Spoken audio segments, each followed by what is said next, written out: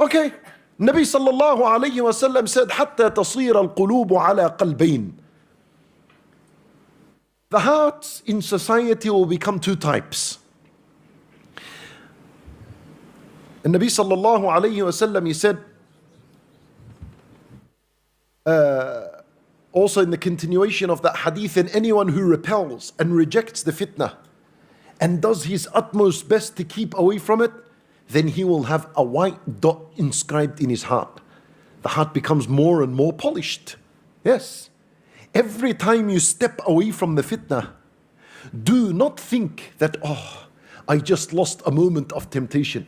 I could have gained such and such. Wallahi, walking away from al-fitnah, walking away from al-haram, walking away from the sin, that in itself is iman.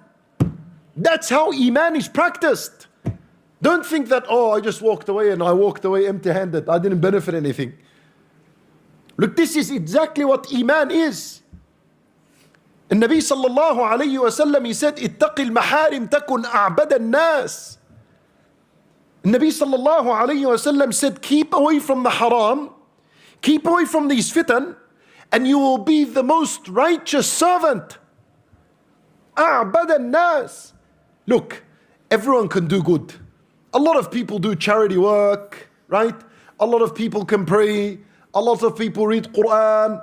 Well, we can all do good. But it's only the sincere, honest, righteous slave that keeps away from sins and keeps away from fitan. That's hard work.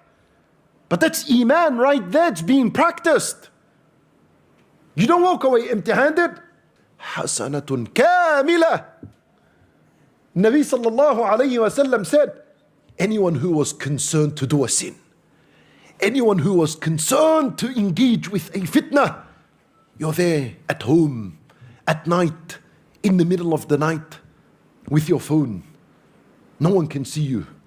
Your parents are not there. Your wife is not there. The husband is not there. And you are tempted to open your phone and to scroll through adult content. But then you said, you know what? I won't do this. And you threw your phone away and you walked away from al-haram. You see what happens there? كُتِبَتْ لَهُ حَسَنَةٌ كَامِلَةٌ. Allah Azza wa Jal would record for you one hasanah. One hasanah that you didn't do.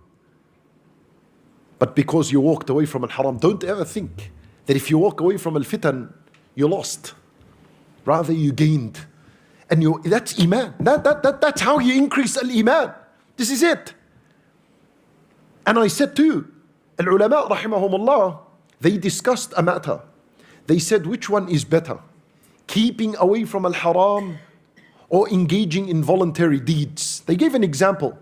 I ask you, which one is better?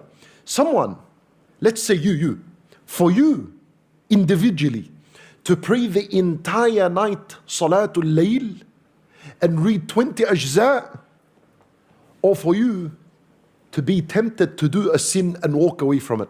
Which of the two is better?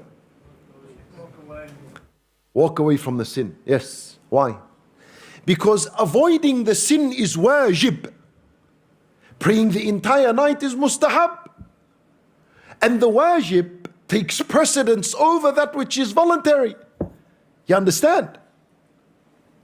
So if you fought yourself during the night and you struggled against yourself to keep, and you battled yourself to keep away from the sin, wallahi, this is more rewarding for you than if you stood to pray the night voluntary salat.